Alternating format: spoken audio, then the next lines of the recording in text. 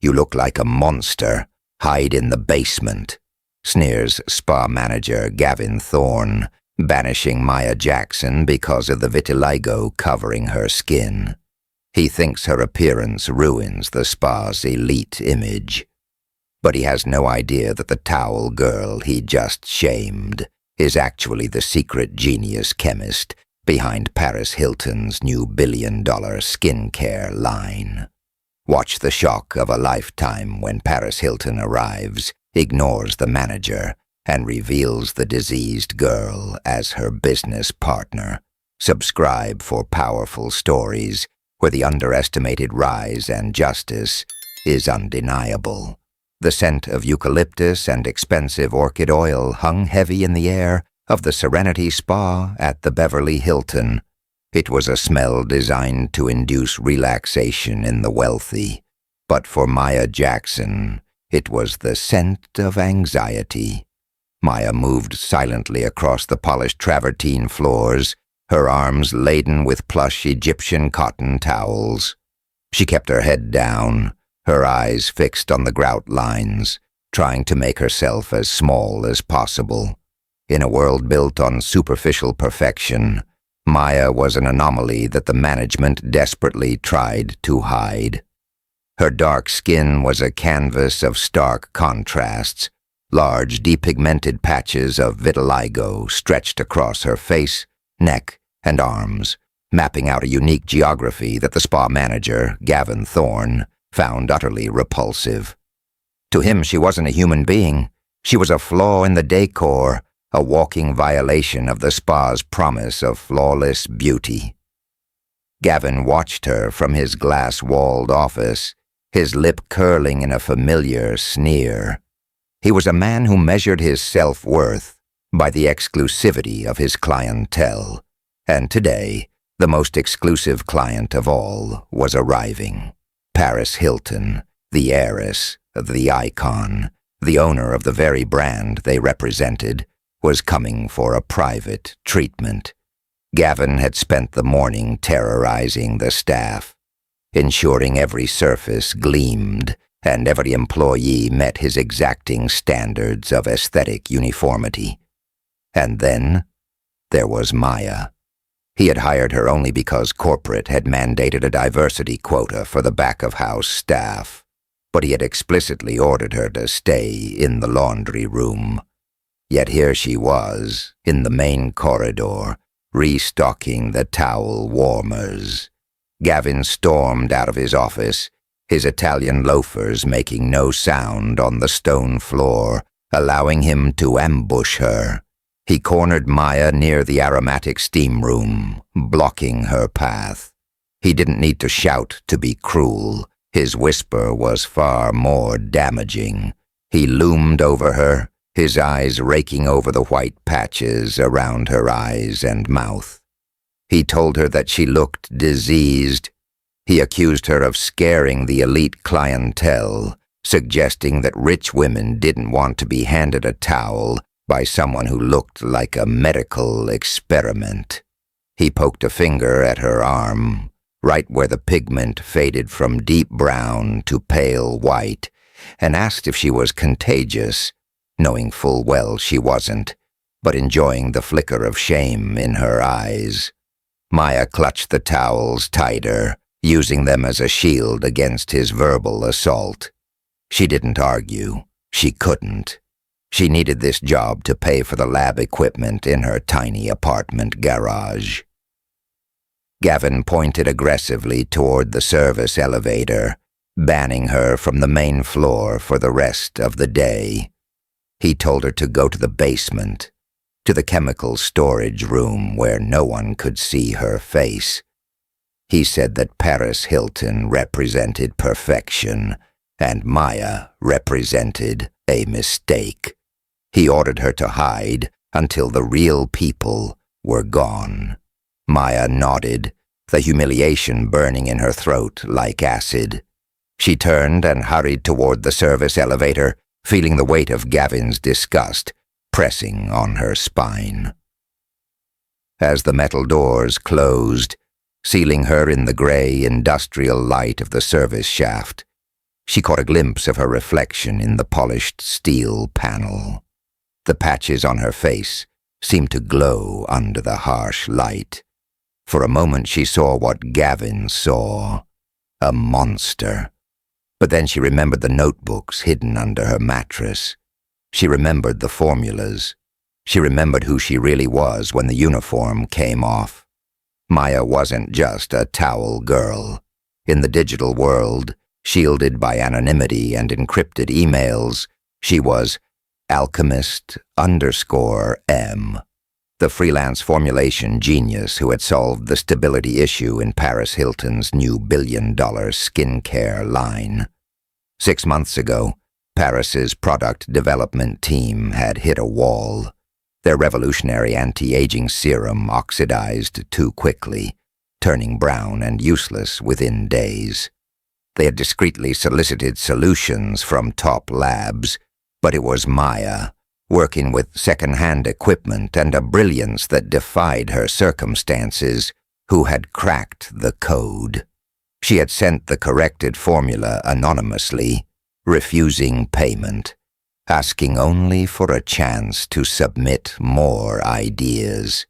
She had been communicating directly with a personal account linked to Paris herself for weeks, discussing molecular weights and peptide chains.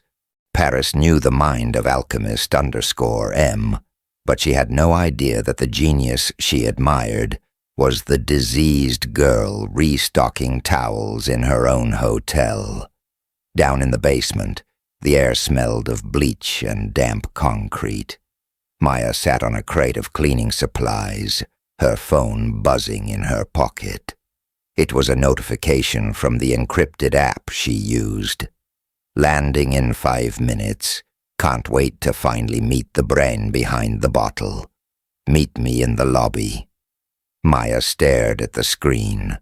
Paris wanted to meet Alchemist_M. Today. Here. But Maya couldn't go up there. She was banished. She was the monster in the basement.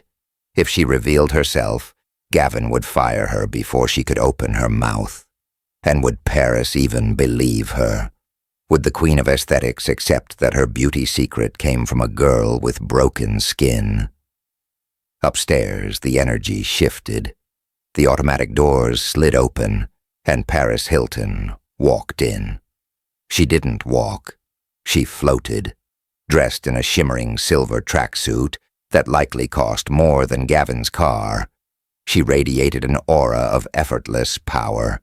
She was flanked by 2 assistants and a small dog, but she carried her own bag, a prototype of the new skincare line.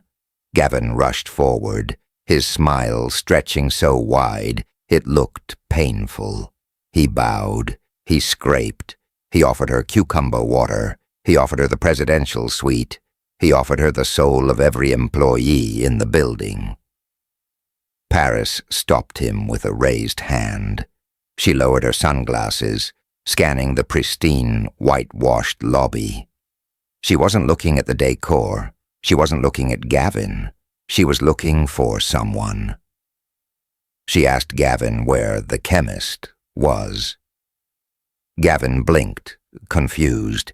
He stammered, listing the names of the spa's lead estheticians, assuring her that their top facialist was ready. Paris shook her head, annoyed. She clarified that she was looking for the person who understood the molecular structure of the serum in her bag. She said she had arranged to meet her partner here. Gavin laughed nervously, assuming it was a joke. He assured her that no one at this spa understood molecular anything. They were just service staff. He tried to guide her toward the massage rooms, desperate to get her into a treatment and secure his bonus. But Paris didn't move. She pulled out her phone, typing a quick message. In the basement, Maya's phone buzzed. "I'm here. Where are you?" Maya looked at the message. She looked at her hands, the map of her vitiligo tracing patterns across her knuckles. She thought about Gavin's words. "Hide. You're a mistake." Then she thought about the formula. She thought about the science. Science didn't care about skin color. Science didn't care about spots. Science only cared about the truth. And the truth was, she belonged up there. Maya stood up. She smoothed her uniform. She didn't take the service elevator. She took the stairs, walking up 3 flights, her heart pounding a rhythm of rebellion against her ribs. She pushed open the door to the lobby. The scene that greeted her was one of tense confusion. Gavin was practically sweating through his suit, trying to entertain a visibly impatient Paris Hilton. When the door opened and Maya stepped out, Gavin's head snapped toward her. His face went from anxious to murderous in a split second. He abandoned Paris and marched toward Maya, his hands balling into fists at his sides. He hissed at her, demanding to know what she was doing, reminding her that she was banished, threatening to call security and have her thrown into the street. He positioned his body to block Paris's view of her, trying to shield the elite from the eyesore. But Paris Hilton had seen movement. She stepped around Gavin, her eyes locking onto the girl in the oversized uniform. She saw the skin. She saw the patches of white around Maya's eyes, the stark, beautiful contrast against the deep mahogany. She stopped. She tilted her head. Gavin reached Maya, grabbing her arm roughly to drag her back to the stairs. He apologized loudly to Paris, claiming that this was a rogue employee, a mentally unstable girl who refused to stay in the back. He called her the help. He called her unfortunate-looking. Stop. The word wasn't shouted, but it carried the weight of a billion-dollar empire. Paris Hilton stepped forward. She didn't look at Gavin. She looked at Maya. She looked at the phone in Maya's hand, which was still displaying their chat. Then she looked at Maya's face. She didn't recoil. She didn't look away. She stepped closer, invading the personal space that Gavin had tried so hard to police. Paris reached out. With a manicured hand, she pushed Gavin aside, as if he were a curtain. She stood in front of Maya. She reached out and took Maya's hand, the one Gavin had called contagious. She ran her thumb over the vitiligo patches on Maya's knuckles. She looked up at Maya and asked a single word, "M?" Maya nodded, her voice trembling as she whispered, "It's Maya." Paris smiled. It wasn't her media smile. It was a smile of genuine discovery. She turned to Gavin, who was standing with his mouth open, looking like a fish gasping for air. She held up Maya's hand, displaying the unique skin pattern to the room like it was a rare diamond. She told Gavin that he was an idiot. She told him that while he was busy judging the packaging, he had missed the gift inside. She announced to the entire lobby, to the receptionists, to the clients, to the security guards, that this towel girl was the head chemist of her new global brand. She revealed that the serum Gavin was so desperate to sell was created by the very person he had tried to hide in the basement. Gavin tried to speak, tried to backpedal, tried to say he didn't know. Paris cut him off. She told him that not knowing was incompetence, but cruelty was a choice. She looked at the way he had treated Maya, the way he had banished her for her skin, and she made a decision. She didn't just fire him. She obliterated his standing. She told him that the Hilton brand represented luxury, and true luxury was inclusivity. She told him he was so last season. She pulled out her phone and called the regional director, putting it on speaker. Right there, in front of Maya, she demanded Gavin's immediate removal and blacklisting from all properties. Gavin was escorted out by the very security guards he had threatened Maya with.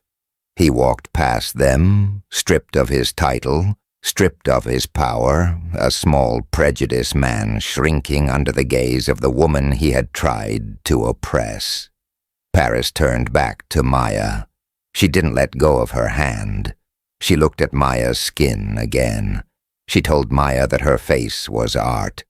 She said that in a world of clones, Maya was an original. She touched her own flawless cheek and then touched Maya's spotted one, bridging the gap between them. She offered Maya a job, not as a ghost writer, but as the face and the brain of the new line. She wanted Maya in the lab, yes, but she also wanted her on the billboards. She wanted the world to see the genius who had saved her brand. Maya stood in the center of the lobby, the scent of eucalyptus no longer smelling like anxiety, but like victory. She looked at her reflection in the glass wall. The patches were still there. The difference was still there. But the shame was gone. She wasn't a flaw in the decor anymore. She was the architect of the future. Paris linked arms with her, and together they walked toward the elevators, leaving the towels and the old life on the floor behind them.